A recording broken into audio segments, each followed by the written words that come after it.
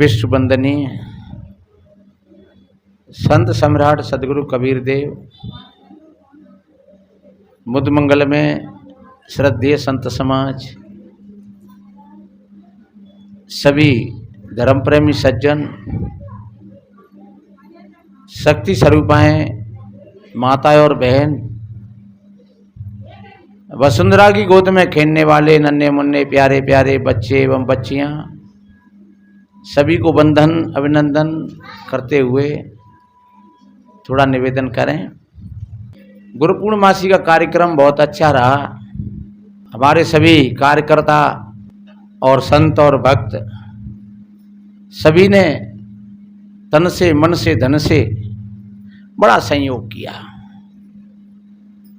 और सबसे ज़्यादा बड़ा सहयोग हमको प्रकृति ने दिया। चारों तरफ बारिशें होती रहीं और यहाँ कितना बढ़िया ठंडा मौसम, फुरफुर एक आध बूंदाबांदी और भोजन व्यवस्था, सत्संग, रात की थोड़ी सोने बैठने में कोई विवधान नहीं आया। अंततः बारिश हो जाती, जैसे आज सवेरे 5 बजे बारिश हुई है, कल भी हुई थी, ऐसी बारिश हो जाती तो हमारे पास में कोई व्यवस्था नहीं थी और जनता बहुत परेशान हो जाती है। हालांकि में वैसे कई लोग हमसे पूछ रहे, महाराज व्यवस्था कैसी है तो हम आ जाएं, तो हमने कही कि अपने घर से ज़्यादा बढ़िया व्यवस्था कौन नहीं मिलेगी। व्यवस्था के बीच में रहो तो अपने घर रहो, बिल्कुल परेशान मत होना। और जो सड़क पर खड़े होकर के सत्संग सुने, बढ़िया संतों की वाणी सुने और झेलने की थोड़ी सामर्थ्य हो तो आपका स्वागत करते हैं हम, आइए। हाँ, ये बात है कि हम आपके साथ में रहेंगे। ऐसा नहीं है कि आप सड़क पर भीगते रहें और हम आश्रम में घुस जाएं, आपके साथ में ही रहेंगे। तो जो वास्तव में जो भाई बहन जिनको सत्संग की ललक और गुरु पूर्णमासी के शुभ अवसर पर संतों के दर्शनों की ललक, गुरु पूजा की ललक, तो वो तो कभी रुके ही नहीं। अब तो कोई व्यवधान भी नहीं था। कोरोना काल में जगह जगह पर पुलिस लगी थी, यहाँ भी हमको कुछ नहीं बनाने दिया तो 2 कुंटल बेसन की बूंदी बनवाई और भक्त लोग पुलिस वालों में धक्का दे दे करके और धक्का खा खा करके, और यहाँ भीड़ का कोई पार नहीं रहा और गाड़ियाँ फिरें इधर से इधर, इधर से इधर, इधर से उधर, लेकिन फिर भी श्रद्धालु लोग बहुत आए। सुबह थी और शाम तक भीड़ जुटी रही और हम कहते रहे कि भीड़ मत करनो, भीड़ मत करो। पुलिस वाले भी कहते रहे, तो भीड़ नहीं करी, केवल पूजा करके प्रसाद लेकर के लोग चलते गए, पर रुके नहीं। कहने का तात्पर्य रुके नहीं। तो वास्तव में जिनके अंदर में जो श्रद्धा होती है, लगन होती है, सत्संग सुनने का उत्साह होता है, उनको कोई परिस्थिति नहीं रोक पाती है, वो तो आते हैं। तो बहुत बड़ी सदगुरु की कृपा रही और कार्यक्रम बढ़िया, अच्छा, खूब सफल हुआ। कितने भाई बहन उपदेश की कह रहे, आज भी बहुत 10, 20, 50 लोगों ने हमने बोल दिया तो कंठी उपदेश लिया है और बेचारे सामान सट्टो काफ़ी तो उसी दिन दे गए थे। महाराज जी हम सामान लाए पूजा को, हमने कहा आज देनो तो कल देनो तो सामान रख जाओ और तुम तो आ जाइए और हम बताएंगे। सदगुरु कबीर साहिब जी का ऐसा ज्ञान है, साधो ऐसा ज्ञान विचार। सदगुरु कबीर साहिब जी के नाम पर लोग बहुत डंका बजा रहे हैं और नाना तरह की फिर मान्यताओं में उनको फंसा देते हैं लोगों को।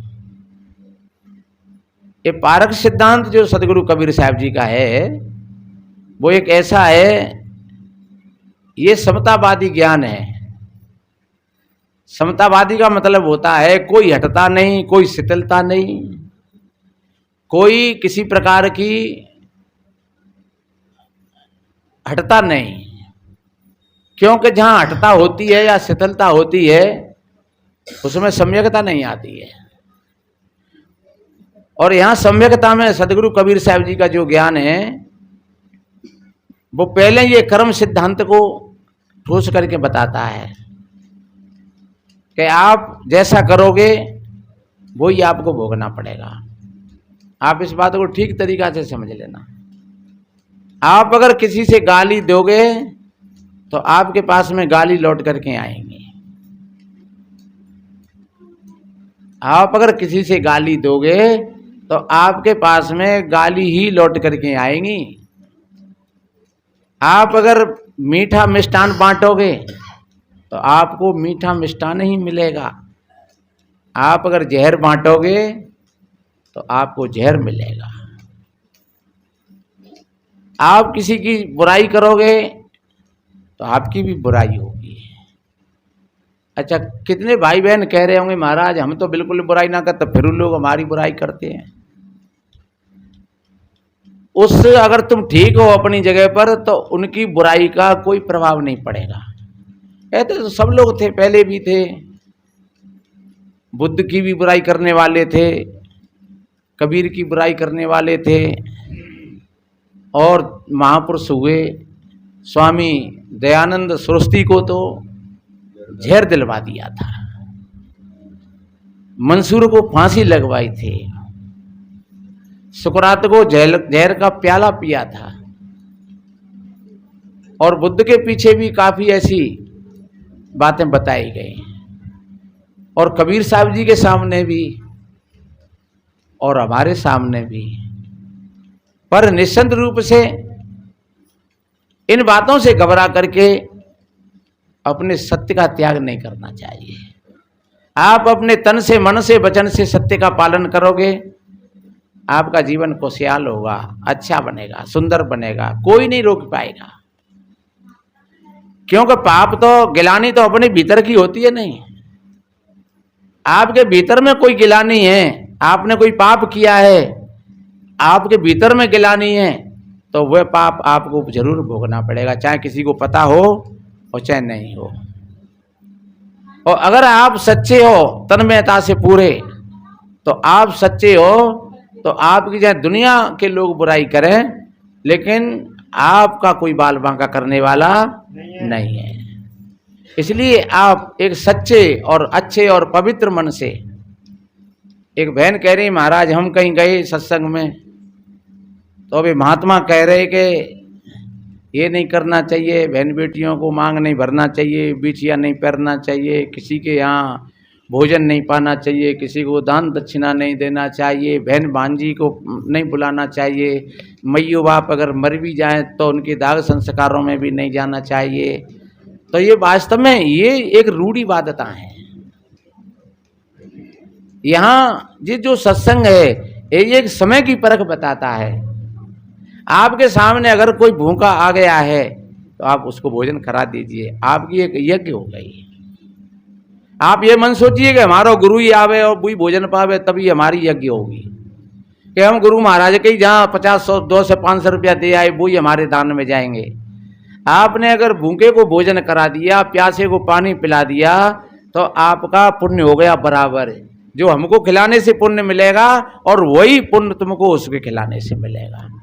क्योंकि पुण्य कोई व्यक्ति नहीं, भीतर आत्मा की आवाज होती है।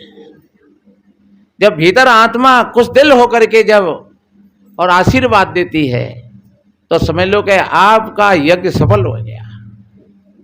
इसलिए ये तो आडंबर की बात है। अब कोई कहे साहब कहीं किसी मत संप्रदायों में कि साहब इस समय नहाना चाहिए, इस समय धोना चाहिए, इस समय खाना चाहिए, तो ये कोई बात नहीं है। कहीं कहीं ठीक है, खाने का समय है तो अच्छी बात है, स्नान करने का समय है तो अच्छी बात है,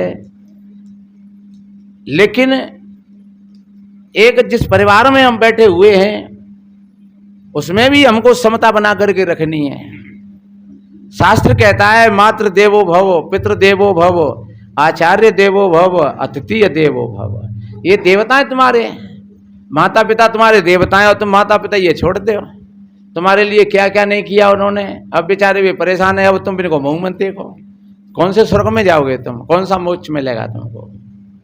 तुम्हारी माँ तुम्हारी प्रतीक्षा कर रही है, इंतजार कर रही है कि लल्लू कब आवे मेरे पास और कब आकर के और मेरे हाथ से एक रोटी खाए ले या मुँह खिलाए दे, और तुम उससे मुख मोड़ करके बैठ गए।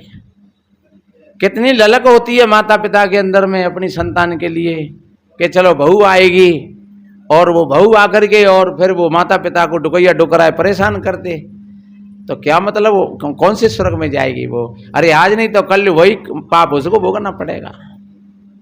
इसलिए मेरे बहन भाइयों, अपने जीवन को सत्य से जोड़िए, वाणी से सत्य बोलो, हमेशा सत्य बोलो, प्रिय बोलो, मधुर बोलो, अच्छे बोलो, दूसरों के हित की बोलो, तो समझ लो आपकी वाणी की ये तपस्या है।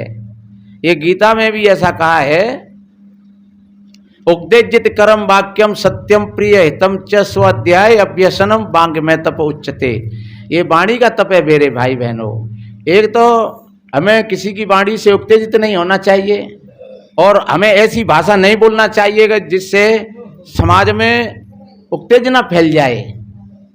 इस बात को हम रोज समझाते हैं, अपने साधु संतों में भी समझाते हैं कि पहली बात तो यह है कि कोई अगर गलत शब्द बोल भी दे तो उसको सहन करने की क्षमता होनी चाहिए। ये सबसे बड़ी वीरता का काम है। और दूसरे नंबर पर यह है कि अगर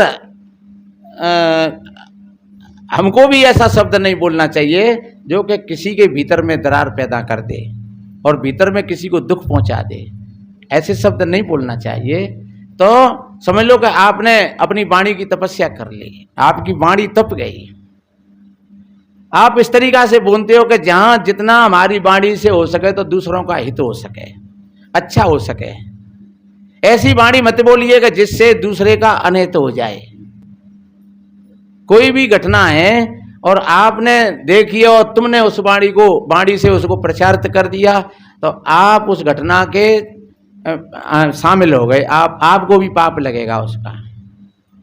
इसलिए कोई बात भी तुमने सुनी है किसी की गलत सलत, तो उसको भी उस हिसाब से कहिए कि जिस हिसाब से अगले व्यक्ति की साधना बन जाए और वो संभल जाए और तुमको भी कोई दोष नहीं लगे, तो समझ लो तुम्हारी वाणी सही है। पर कभी कभी ऐसा हो जाता है, हमें एक बात ध्यान में आती है, बताते हैं। एक पटवारी जी थे और उनके संग में एक उनका सिपाही चौकीदार था। तो वो हमेशा उल्टो काम करतो। एक दिन पटवारी जी घोड़ा पर बैठ करके कहीं जा रहे थे और पीछे पीछे भी देखो सिपाही जा रहे हो। तो घोड़ा से उनके बिस्तर में जो वो बना हुआ था, बस्ता में जो पैड, और वो गिर गया। तो पैड गिर गया तो वहां जाकर के जब पहुंचे मीटिंग में, उन्होंने अपने बस्ता को खोला तो देखा तो उसमें पैड नहीं। पटवारी जी ने कहा, क्यों भाई, इसमें तो पैड नहीं है? कि महाराज वो तो वहीं गिर गया जब हम चले वहीं से तभी। तो गिर गया तो तू काय को पीछे आए रहे हो, तू कह नहीं सकता था? तो मुझे क्या पता महाराज, अब देखो ऐसी बात होगी तो कायदे में करेंगे कि पागल, जब हम घोड़े पर चल रहे हैं, हमारा बस्ता बंधा हुआ है, तो कोई भी चीज अगर गिरती है तो उसको उठा लेना चाहिए। तो ठीक है महाराज। अब दूसरे दिन के तीसरे दिन फिर कोई ऐसा चांस पड़े हो तो जाए रे कहूंगा तो घोड़ा ने लीद कर दे। सुबह ने सब पूरी उठाए कर रूमाल में बांध ली। जाकर के वहां पहुंचे, सुबह उन्होंने अपना बस्ता खोला और बाने दे लीद जाएंगे। कि क्यों भाई, इसमें ये क्या है? कि महाराज देख लो आपने जो घोड़ा पे गिरता है तू उठाई लिए। अरे तो बेवकूफ जी तो लीद है, तो हमारे लीद है तो उनका करूँ, तुमने कही था मैंने तो उठाई ली है, क्या आज्ञा को मुझे तो पालन करना है।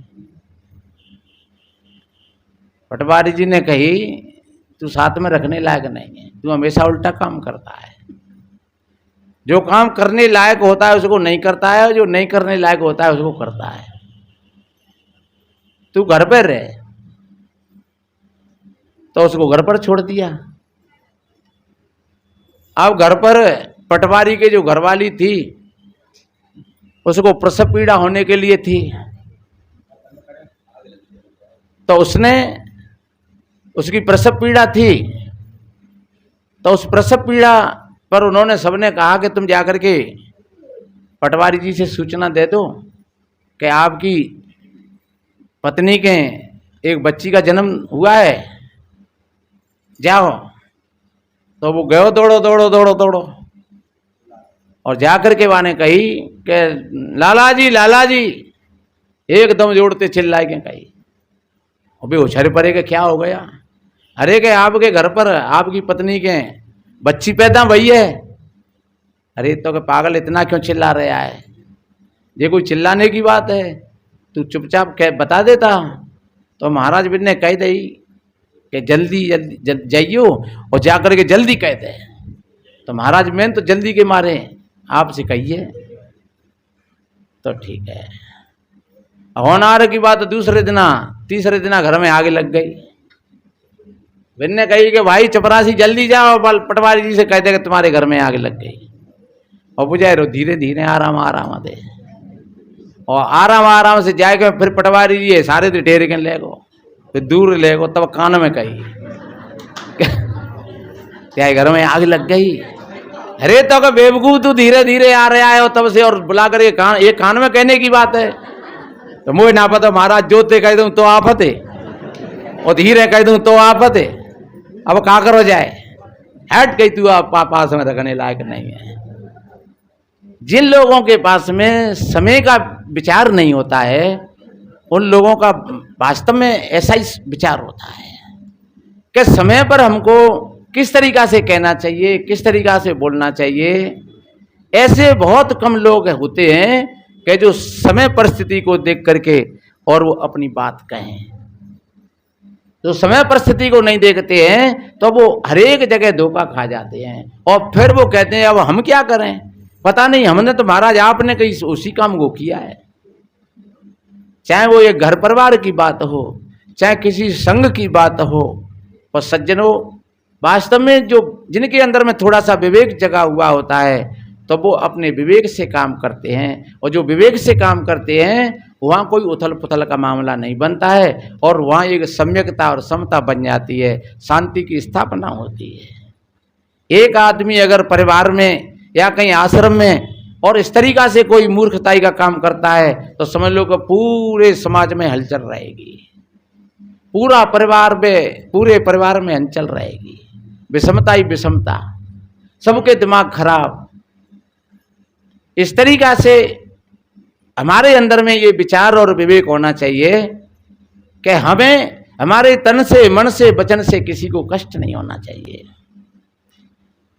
किसी ने कितना बढ़िया कहा है, अगर दिल किसी का दुखाया न होता, अगर दिल किसी का दुखाया न होता, तेरे सिर पे दो घोड़ों का साया न होता, तेरे सिर पे दो घोड़ों का साया न होता, अगर दिल किसी का दुखाया न होता, अगर दिल किसी का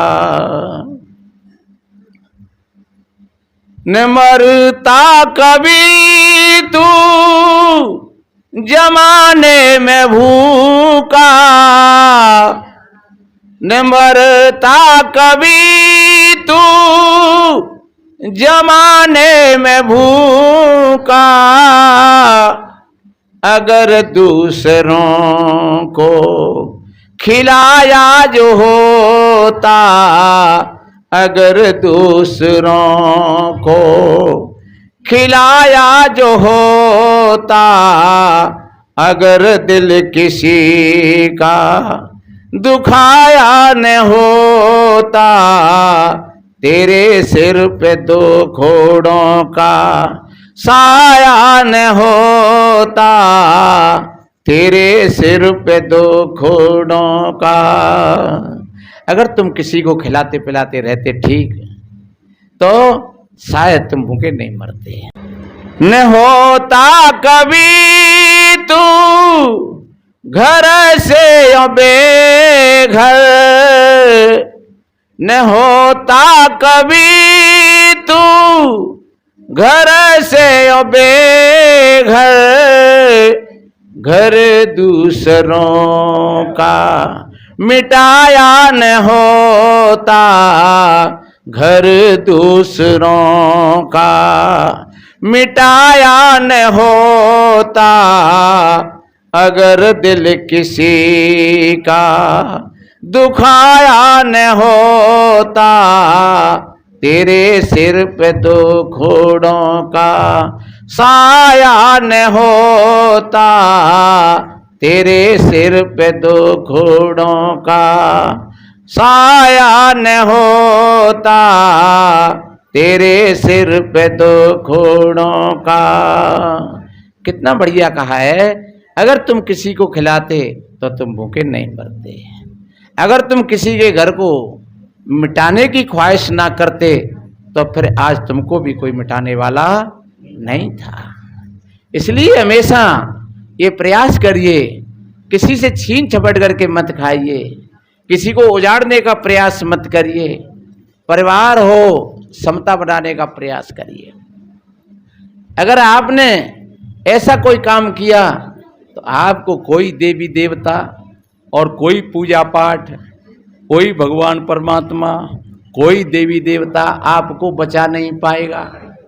आप इस भरोसे पर गलत काम मत कर देना कि चलो भगवान की पूजा कर लेंगे या देवता के दर्शन कर आएंगे। कोई देवता नहीं रोकेगा।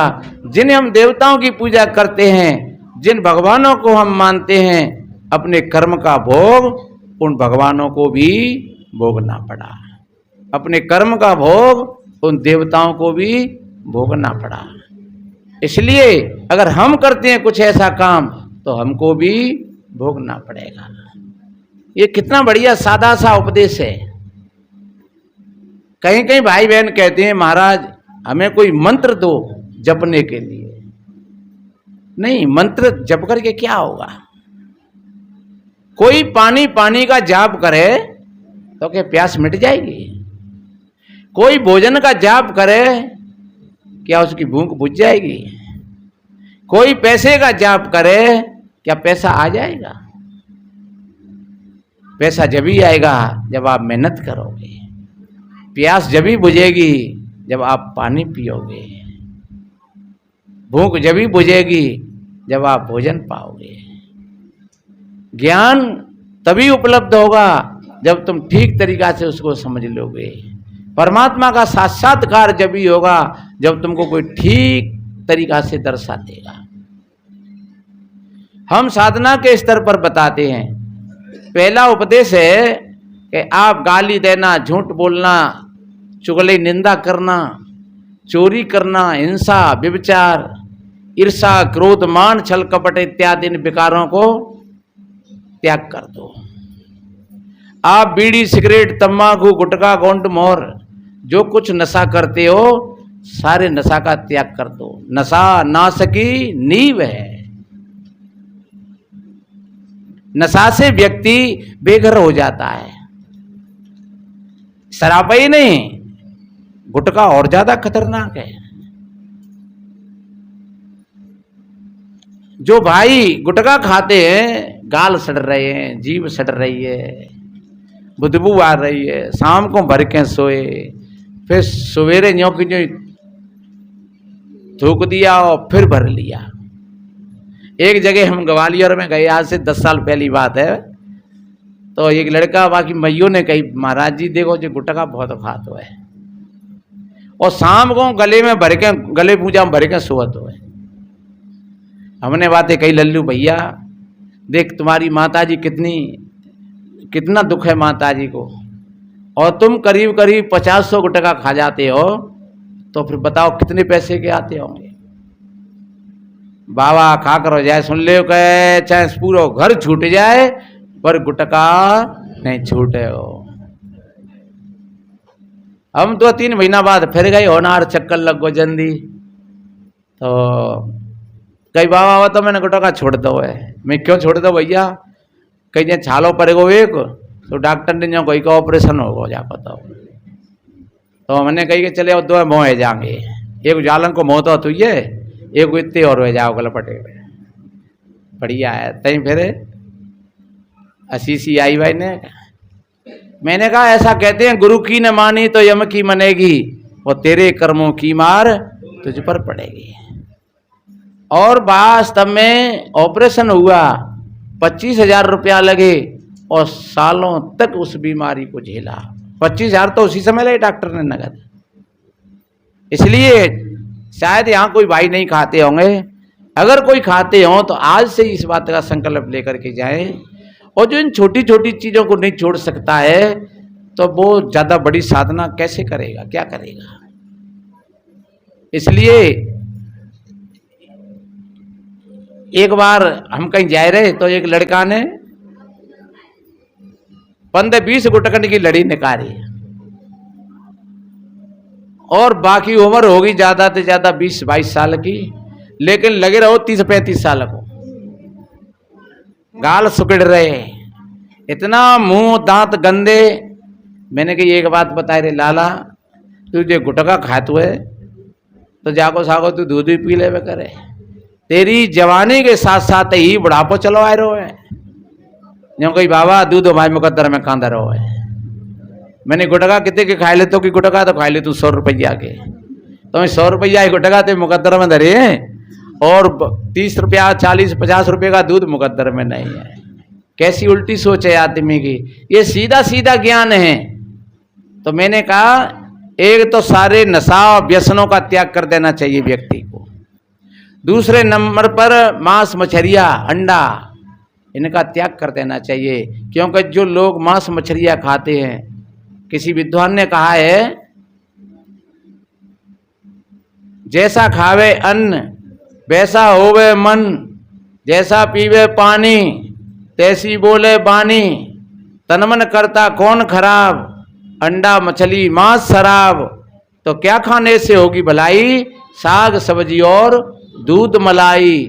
सब संतों ने यही बताया, सत्य अहिंसा प्रेम सिखाया। कितनी बढ़िया मोटी बात है बिल्कुल सत्संग की। और ये बात हमारे जीवन में अगर आ जाए, समझ लो तुम्हारा भजन शुरू हो गया। कोई राम राम कहना या राधे राधे रटना, ये कोई भजन की परिभाषा नहीं है। ये तो अपने अपने मतों के धर्म के अनुसार लोग कहते हैं। सच्ची परिभाषा, आदत बुरी सुधार लो, हो गया भजन, और मन की तरंगे मार लो, हो गया भजन। कोई तुमसे बुरा कहे तो सुनकर कर क्षमा, वाणी का सर संभार लो, बस हो गया भजन। बन जाए तो नेकी करना सबके साथ में, मत सरबदी का भार लो, बस हो गया भजन। मत मत के बाणियों को मित्र साधु संग में, और सार सार काढ़ लो, बस हो गया भजन। सिद्धांत साफ साफ ये सदगुरु कबीर का, निज रूप को निहार लो, बस हो गया भजन। इस जगत का करता भला देखाए तुम कहीं, इस कल्पना को मार लो, बस हो गया भजन। कितनी सरल सी बात है भजन करने की। पर अब कहते हैं लोग के नाम जपो नाम जपो नाम जपो नाम जपो। अरे भैया नाम कैसे मुक्ति पावे, तो नाम कहें दुनिया तर जावे। धन के कहें जो धन मिल जावे, तो काय को धने कमावन जावे। भोजन कहे भूख भग जावे, तो काय को भोजन पावे। ज्ञान दास कहें बिन जाने, तो नाम की ओट में जन्मे गमावे। कितनी बढ़िया बात कही है। इसलिए मेरे भाई बहनों, नाम रूप दो ईश उपाधि, और सुन गुण भेद समझिए साधी। तो पहला भजन है, अपनी आदतों को संभाल लो बढ़िया। गाली निंदा झूठ चोरी हिंसा व्यभिचार ईर्षा क्रोध मान छल कपट इत्यादि, तो समझ लो आपका भजन बन गया। और एक बात बताएं, जैसे कुआं में पानी भरा होता है, तो वो कुआं का पानी सड़ रहा है, और तुमने उस पानी को धीरे धीरे निकाल दिया, तो जो सड़ा हुआ पानी था वो 2 दिन में 4 दिन में 6 दिन में निकाल दिया। अब अच्छा पानी डालने की तुमको जरूरत नहीं है, क्योंकि अच्छा पानी तो अपने आप उसी में से निकलेगा।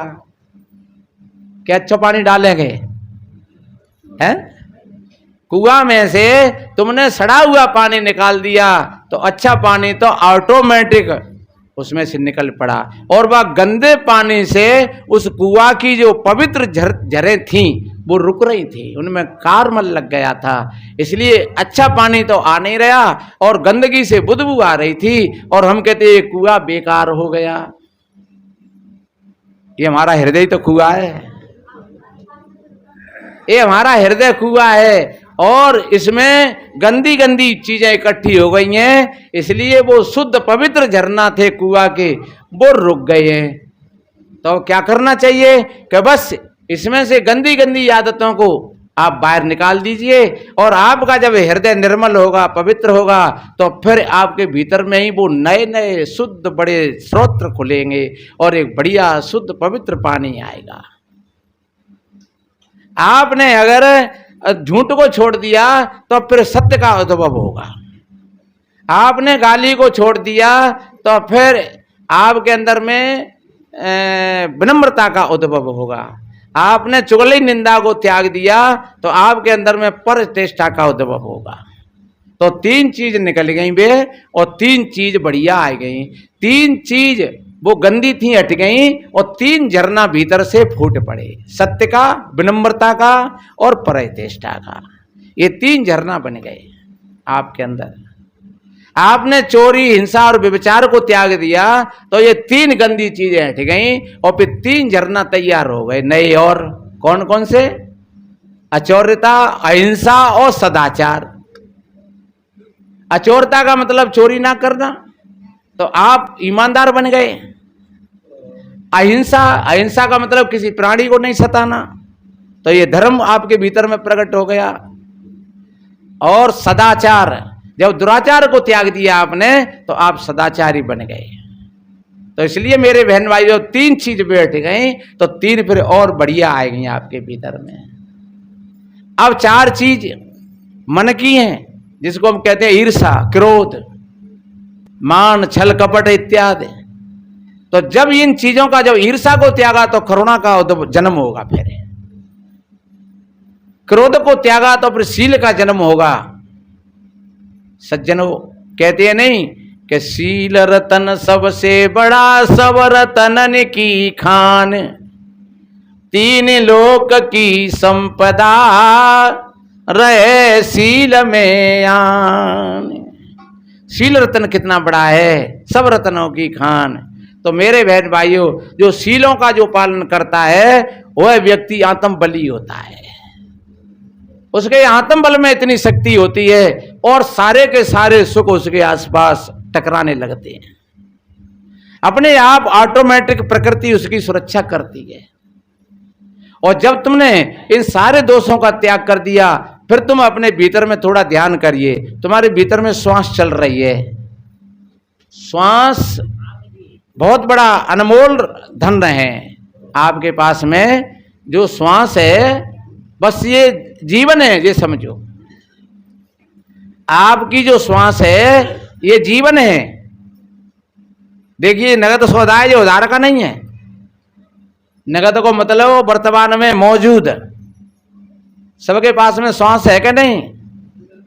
हथिया के कितम लाओगे, कोई दुकानों पे थे हैं हथिया सबने पे।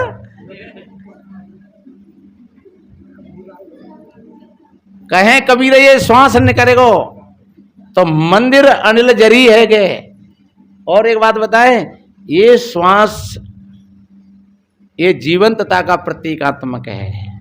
कोई व्यक्ति गहरी नींद में सोए रहो, शरीर सोए गो, इंद्रियां सोए गई, मनु सोए गए हो, और प्राण भी सो जाए तो कहेंगे मरे गो। और अगर प्राण जग रहा है तो कहेंगे डट जा, मरो ना है, सांस चल रही है। और जब तक ये प्राण चल रहा है तब तक उसको कोई जला नहीं सकता है। और उसके बीच में अगर किसी ने जला दिया, कोई घटना कर दी, तो 3 से 2 का केस लग जाएगा। उस पर साफ जिंदा जलाया है, बाकी श्वास चल रही। तो ये श्वास है, ये जीवंतता का उदाहरण है। जब तक हमारे भीतर में ये श्वास है, प्राण है, तब तक हम जीवित हैं। 24 घंटा में 21,600 श्वासें निकलती हैं। 1 घंटा में 900 श्वास निकलती हैं और 1 मिनट में 15 श्वास निकलती हैं। और अगर तुम सद करके लोगे तो 11-12 श्वास निकलेंगी। कितनी बड़ी माला है भगवान के नाम की। परमात्मा का ये भजन हो रहा है, आपको नहीं करना पड़ेगा भजन। कबीर कहते हैं सुमिरन मेरा हरि करे मैं पाऊं विश्राम। मैं नहीं सुमिरन करता हूं, मेरा तो सुमिरन स्वयं भगवान करता है। भाई बहन कहते हैं महाराज कछु तो बता दो ने का। अरे ने पहली से कछु तो पकड़ा दो छोर। और मैं कहता हूं ये छोर है। आप अपनी श्वास पर आ गए तो समझ लो आपको इसी के आधार से और अपने परमात्मा का, अपने राम का साक्षात्कार हो जाएगा। श्वास एक सेतु है।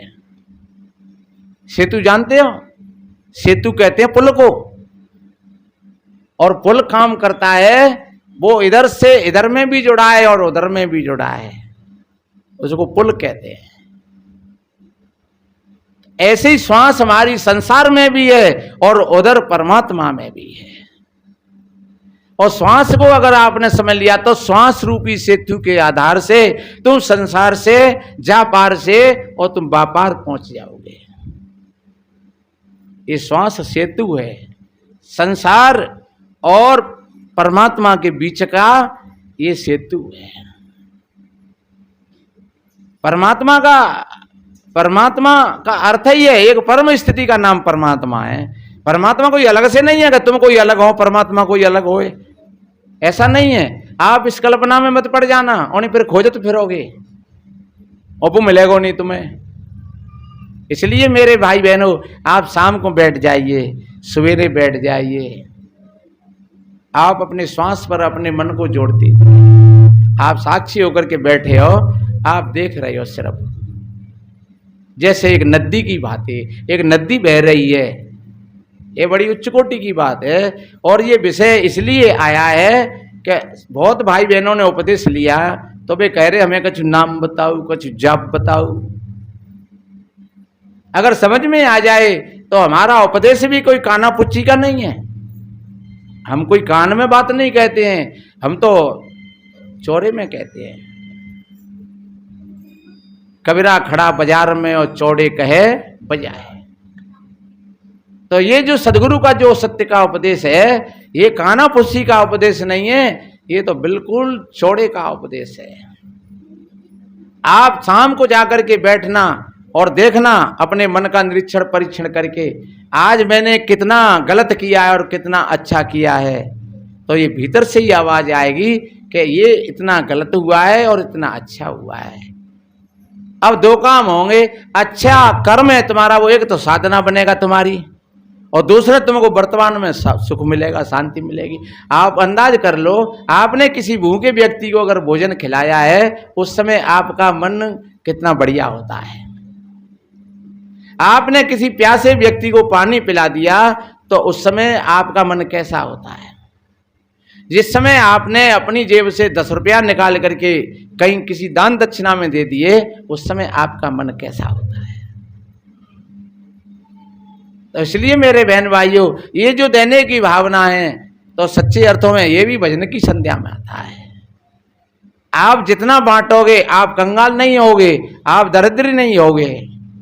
करीब करीब 10, 15, 20 साल से 20 तो ज़्यादा हो गई होंगी और यहाँ ये सत्संग चलता आ रहा है और लोग बाग खूब दे रहे हैं। और अगर शायद कंगाल होते, दरिद्री होते तो वो बंद हो जाते, लेकिन देते ही आ रहे हैं, देते ही आ रहे हैं, देते ही आ रहे हैं। और हमारे पास में भी जो आता है तो हम भी उसको छोड़ते चले जा रहे हैं, छोड़ते चले जा रहे हैं। अरे भैया, कुआं में से जितना पानी तुम निकालोगे उतना ही पानी उसमें स्वच्छ होगा, निर्मल होगा और बढ़ता चला जाएगा।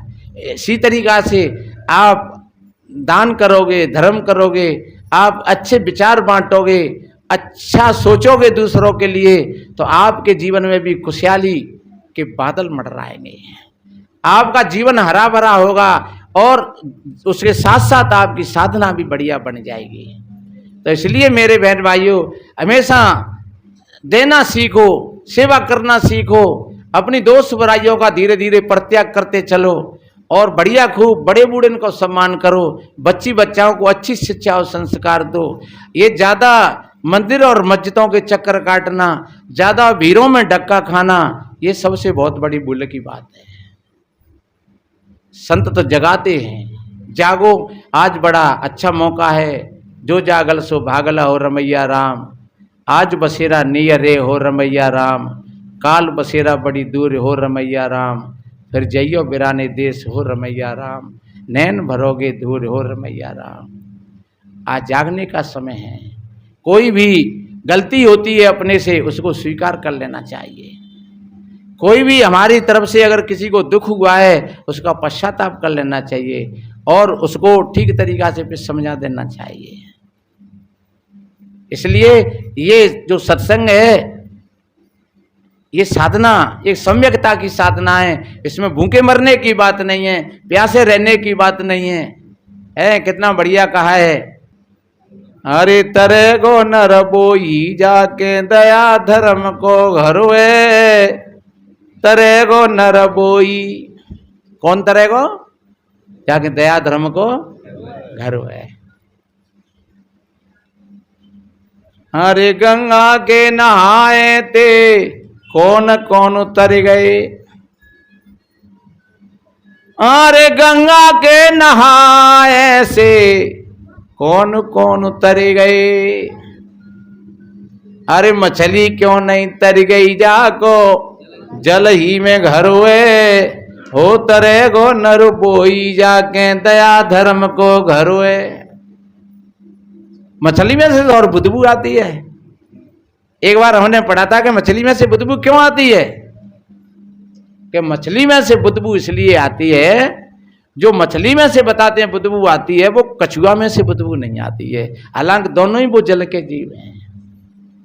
तो मछली में से बदबू क्यों आती है? क्योंकि वो छोटी छोटी मछलियों को खाती है, वो अपनी ही जाति समाज को खाती है, इसलिए उसमें से बदबू आती है। अगर हमारी भी ऐसी वृत्ति है कि हम ही अपने को खाने लग जाएं, तो ध्यान रखो, वो मछली की तो बदबू मछली के साथ में है, लेकिन हम में से भी फिर वो बदबू आएगी। इसलिए मछली में से बदबू आती है, क्योंकि वो अपनी ही जाति समाज को खाती है। और हमारे समाज में भी ऐसा ही मामला है। मानव ही तो मानव को खा रहा है। आज मनुष्य को डर कोई सिंह का नहीं है, चीतों का नहीं है, आज कोई डकैत बदमाशों का कोई डर नहीं है। वास्तव में अगर कोई डर है तो मनुष्य का ही डर है कि मनुष्य ही जाने कौन से रूप में आकर के और हमारे साथ में कब हमारे पैरों पर कुल्हाड़ी पटक दे, कब हमारे सिर में कुल्हाड़ी मार दे। और मनुष्यों में भी जो अपने नजदीक हैं, अपने ही भैया बंद हैं, अपने ही परिवार के, अपने ही जाति समाज के। अन्यथा हमारी भारत की लड़ाई पाकिस्तान से क्यों होती है ज्यादा? क्योंकि वो भैया है, ताते होते हैं, एक ही परिवार हो। तो आज से मतलब 14-15 साल पहले है, अब इनते ही लड़ाई होती। और अमेरिका ते और रूस ते जापान ते क्यों नहीं होती है? क्योंकि उनसे तो बहुत दिन के संबंध टूटे। कहीं कहीं लोग कहते हैं भैया फलानी जाति बेकार, फलानी जाति बेकार, फलानी जाति बेकार। जहां कोई भी एक ही समाज के लोग हों, वहां पर भी लाठियां चलती हैं और वहां पर भी लोग मरते हैं, क्योंकि लड़ने की व्यक्ति में एक स्वाभाविक प्रवृत्ति है। भाई तो लड़ाई चाहिए, तो गोत नहीं लड़ेगो तो फिर अपने घर किनते लड़ेगो। भगवान कृष्ण बहुत परेशान हो गए, तो बड़े उदासीन होकर के और वो जंगल में बैठे, तो नारद जी आए और बोले भगवान आप इतने उदास क्यों हैं? बोले भैया नारद दुनिया मोते भगवान कहते हैं, पर मैं तो बहुत दुखी हूँ। क्यों? कि हमारे परिवार की व्यवस्था बिगड़ गई है। हमारे परिवार में 2 ग्रुप हो गए और उन 2 ग्रुपों में हर वक्त तनातनी रहती है। ये नहीं पता है कि कौन से खन बज जाए, हर वक्त तैयार बने रहते हैं। हमारे बलराम भैया है, वो अपने घमंड में फूले रहते हैं। हमारा प्रद्युम्न है, वो हमेशा लाल तातो ही बनो रहते है। और ऐसे लोग उधर में भी हैं कुछ, तो क्या किया जाए? तो नारद जी ने कहा, भगवान आप एक ही उपाय है, आप मीठी वाणी से इनको समझा करके आप युद्ध को रोक सकते हैं, अन्यथा और कोई उपाय नहीं है। और बताते हैं कि भगवान कृष्ण ने बहुत उपाय किए थे।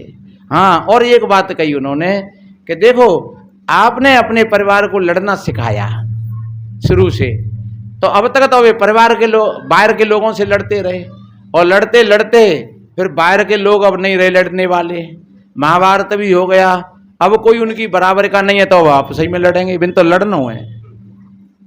और वे आप सही में लड़ लड़ाए गए, बताते हैं कि जी कहवे को है गई कि आप सही में भी मर गए और 56 कोट यादवों का विनाश हो गया। जी कहने के लिए बात हो गई है। तो कहने का मतलब जहां झगड़े होते हैं, लड़ाइयां होती हैं, तो वो अपने अपने में ही होती हैं, आपस में ही होती हैं। कोई जाति समाज बुरा नहीं है। कोई व्यक्तिगत रूप से कहेगा कोई जाति समाज बुरा है, तो कोई जाति समाज बुरा नहीं है। जहाँ एक समाज के अगर लोग हों वहाँ पर, चाहे वो ब्राह्मण हों चाहे वाल्मीकि हों, तो वो आपस में लड़ेंगे जरूर, आपस में पांटी पारेंगे और भाई काम में करेंगे। अगर दो जाति समाज है तो फिर भी द्वंद में होगी, पर वो स्वभाव है। और ये बात अगर हमारी समझ में आ जाए तो बस फिर हमारा किसी से द्वंद्व ही नहीं है, हमारा किसी से कोई झगड़ा ही नहीं है। इसलिए मैंने निवेदन किया कि हमेशा जागृत होकर के रहना, सावधान होकर के रहना और सजगता के साथ अपना जीवन जीना। तो मैंने बोला कि मछली अपनी जाति की का ही नाश करती है, कछुआ नहीं खाता है अपनी, इसलिए उसकी उम्र भी बहुत बताते हैं कछुआ की, उसमें से बदबू नहीं आती है, उसकी उम्र बहुत है बताते हैं। भस्म के रमायते कौन कौन नर तर गए, अरे कुत्ता क्यों नहीं तरेगो, भागो राख में ही घर है। अगर भस्म लगा करके किसी का तारण हो जाए तो फिर कुत्ता को हो जाए। कि शंख के बजाय से कौन कौन नर तर गए, अरे गधा क्यों नहीं तरेगो, भागो शंख सोई सुरो है। अगर शंख के बजाने से कोई तर जाए तो फिर तो गधा तर जाए। तो इसलिए मेरे बहन भाइयों, ये तो सब बातें समझने की और समझाने के लिए है। हमें अपने जीवन चरित्र को बढ़िया बनाना चाहिए। आप शाम को बैठ करके देखिए अपने मन अंदर में, आज मैंने कितना अच्छा किया है और कितना गलत किया है, ईमानदारी से, तो एक अच्छी चीज़ आपके सामने आएगी। और फिर आप 10 मिनट 20 मिनट बैठ करके आप अपनी साधना बनाइए, तो आपकी श्वास नाभि से लेकर के सहस्त्रसार तक, ये सहस्त्रसार बोलते हैं इसको, 10वां द्वार भी कहते हैं और कई भाषाओं में, तो नाभि से लेकर के और ये श्वास चल रही है, आ रही है और जा रही है। अच्छा, रोकने की मैं नहीं कह रहा हूँ, कोई ऐसा प्रयास मत करना कि हमें रोकनी है, और ऐसा भी मत करना कि हमें ज़्यादा खींचनी है, कि बढ़ानी है, कि घटानी है। तुम तो भाई अपनी प्रकृति में बहने दो, तुम तो सिर्फ देखो। ऐसे नदिया के किनारे पर खड़े होकर के देखते हैं, इसी तरीक़ा से आप देखिए खड़े होकर के। नदिया के किनारे तुम खड़े होकर के देखते हो तो नदिया के वातावरण का तुम पर कोई प्रभाव नहीं है, क्योंकि तुम तो पार पे खड़े हैं। अगर कूद गए वहां में तो फिर तो भींगेंगे तो होता ही, पर आए पर ही तो मरू सकते हैं। वहां में कोई श्याम सपोई आ सकते हैं धार में, वहां में डूबू सकते हैं, भमर में उपज सकते हैं, वहां में तो खतरा ही खतरा है। फिर ऐसे ही हमारे अंदर में ये विचारों की जो धारा चल रही है, ये नदी है।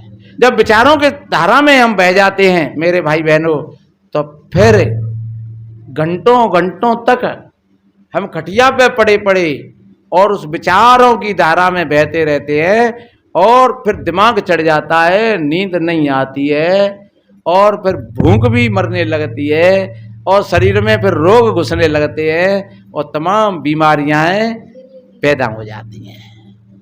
इसलिए बढ़िया जब विश्राम के लिए जाओ तो सारी चीज़ों को बाहर छोड़ जाओ। जैसे हम घर में आते हैं तो सारी चीज़ों को, सामान को हम बाहर ही रख देते हैं, ऐसे ही हम आसन पर जाएं तो हम सारी चीज़ों को बाहर छोड़ जाएं, और फिर हम बैठ जाएं 10 मिनट भजन के लिए, ध्यान के लिए, और फिर उसी ध्यान में हम लेट जाएं, और वो ध्यान कर रहे हैं सोते सोते, उसी ध्यान में आपको नींद बन जाएगी, और नींद आ गई तो फिर नींद में भी अच्छा सुकून मिलेगा, शांति मिलेगी, बढ़िया नींद आएगी अच्छी, और आपका भजन चल ही रहा है, ऑटोमेटिक भजन चल रहा है, और फिर आप सवेरे जगोगे एकदम आप ताजे जगोगे, एकदम ताजो तरार, एकदम बढ़िया फ्रेश माइंड। फिर आप जो कुछ करोगे आपकी बुद्धि में क्षमता आ जाएगी विचार करने की, और जो काम को आप विचार से करोगे उस काम में आपको सफलता मिलेगी अच्छी तरीक़ा से। कितने भाई बहन कहते हैं महाराज जिस काम को हम करते हैं वही हमारे काम बिगड़ जाते हैं। क्यों बिगड़ जाते हैं? क्योंकि करने का तजर्बा नहीं है। हम सोचते कुछ हैं और करते कुछ हैं और हो कुछ जाता है। हम तो एक सूखी लकड़ियाँ की तरह, जैसे पानी में कोई सूखी लकड़ियाँ पड़ी हो, इधर से हवा का ठेला आया तो वो उधर में चली गई, उधर से हवा ने ठेला मारा तो इधर जा किनारे पर आ गई। तो उस सूखी लकड़ियाँ का अपना कोई अस्तित्व नहीं है मेरे भाई बहनों। वो हवा के ठेलों में इधर से इधर, इधर से उधर, और वो टकराती रहती है लहरों में और भटकती रहती है, और धीरे धीरे उन्हीं लहरों में और वो सड़ जाती है, गल जाती है, खत्म हो जाती है। ऐसे ही हमारा भी चित्त ये सांसारिक हवा और लहरों में टकराता रहता है। स्वयं कुछ करने की क्षमता नहीं होती है। स्वयं कुछ करने की क्षमता जब आएगी जब हमारे अंदर में कुछ भारीपन आए, जब विचार करने की शक्ति आ जाए, एक ठहराव पैदा हो जाए हमारे अंदर में, तो फिर आपकी विचारक शक्ति फिर आपको बहुत दूर तक दिखेगा। इन आंखों से नहीं, वो विचार की आंखों से, विवेक की आंखों से फिर आपको दिखेगा कि इस काम में हमको लाभ है, और वही काम तुमको फल देता चला जाएगा। इसलिए मेरे बहन भाइयों, हमें कोई नाम रटने की कोई आवश्यकता नहीं है, कोई ज़्यादा पूजा पद्धति की कोई आवश्यकता नहीं है, कहीं तीर्थ यात्रा नहीं। कोई लोग जाते हैं और देखने का तुम्हारा मन है घूमने का तो चले जाओ, उसमें कोई मनाही नहीं है। हमारा भी मन होता है तो हम भी चले जाते हैं कहीं, पर ये आशा बद्धता में नहीं कि चलो भैया हम गिरिराज जी की परिक्रमा करे आए तो हमारी पड़ोसी को पलौटो हम पे आ जाओ। है मैं काक मांग रहे हैं, करौली में गए, हे मैया जब पड़ोसी को पलौटो आ जाए तो परतों पे झंडा चढ़ाई देंगे हम। अब मांग रहे हैं तो क्या मांग रहे हैं? पड़ोसी बजाय वो चाह रहे हैं, तो जो पड़ोसी बजाय वो चाह रहे हैं तो क्या भलो कैसे होगा? इसलिए हमेशा ये प्रार्थना करो परमात्मा से कि हे मेरे गुरु महाराज, मेरा पड़ोसी ठीक रहे, मेरे गांव के सब लोग ठीक रहे, हमारे देश के सब लोग ठीक रहे, हमारे राष्ट्र के सब लोग ठीक रहे। और जब इस तरीक़ा से सब लोग ठीक रहेंगे तो फिर तुम तो ठीक ही हो, फिर तुम्हारी तो कोई गड़बड़ है ही नहीं। और तुमने अगर पड़ोसी को भगाने का प्रयास किया तो समझ लो कि तुम पहले भाग सकते हो, ये ध्यान रखना। मैंने कहा था कि अगर न होता कभी तू घर से बेघर, और घर दूसरों का जो मिटाया न होता। अगर आपने दूसरों का घर मिटाने का प्रयास किया तो दूसरा तो मिटेगा तो अपने कर्मों से मिटेगा, लेकिन तुम स्वयं मिट जाओगे। दूसरा तो भूखा अपने कर्मों से मरेगा, लेकिन तुम भूखे मर जाओगे। इसलिए हमेशा दूसरों को खिला करके खाओ, दूसरों को सुला करके सो, दूसरों को बिठा करके बैठो, तो आपकी इंसानियत है। आप सच्चे और अच्छे मानव हैं, आप सत्संगी हैं। सबसे प्यार से बोलो, सबका सम्मान करो, बड़े बूढ़ों की खूब सुरक्षा करो, बच्चों को खूब अच्छी शिक्षा दिलाओ, अच्छे संस्कार दो। चाहे भले ही भोजन एक बार कर ले हो, लेकिन बच्चों की पढ़ाई में कटौती मत करना। बढ़िया प्यार से, लताड़ फटकार करके नहीं, प्यार से, तो आपका जीवन बढ़िया बनेगा, अच्छा बनेगा, सुंदर बनेगा। और एक बात बताएं, हमारे ये ढोलक बजाए रहे हैं तो वो सतवीर तो नहीं आए और जीव बजा लेते हैं। आपने सुना होगा इनके पिताजी महात्मा निर्मल साहब जी थे, जो हमारे संग करीब करीब 25 वर्ष रहे थे, और उनकी मृत्यु भी बड़ी सहज में हुई। उन शरीर को छोड़ करके गए तो आप बहुत लोगों को पता है कि इन्हीं का बेटा उनको लिवा करके ले गया दीपावली से 3-4 दिन पहले कि बाबा आपकी सब याद कर रहे हैं, आपने गांव चलो। तो उन्होंने हमसे पूछी तो मैं ठीक है आओ लड़का तो चले जाओ, अब जहाँ कोई सत्संग वत्संग भी नहीं है। तो वो चले गए गांव में। तो किसी कारण बस हम भी दूसरे दिन आ गए सब महात्मा उधर। तो हमने कही चलो निर्मल बाबा साहब तिमिन चलें। तो वहाँ बढ़िया हमने सबने चाय पानी नाश्ता किया खूब। तो कोई साहिबों 2 दिन पीछे आ जाऊँ, मैं आ जाइए। और दीपावली की 14 के दिन और उनका जब खड़े हुए तो अपने नाती से ही कही उन्होंने कि लल्लू एक में इंजेक्शन लगवा ले जो, आज मुझे गड़बड़ी सी है रही है। तो ठीक है बाबा लगवाए लाऊंगा वाला।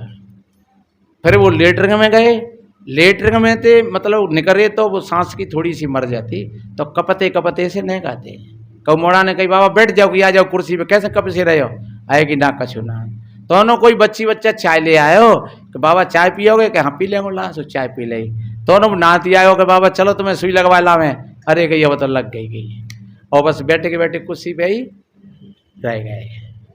तो जे उन्हीं के बेटा हैं और जे वैसे वहाँ में जे आँखों के हॉस्पिटल में इन्होंने सर्विस करी आगरा में। अब तक का जो समय रहा सेवा का इनका, तो वहाँ कौन सा है वो शांति मांगलिक है, हाँ सुंदरानी हॉस्पिटल में जे रहे तभी से।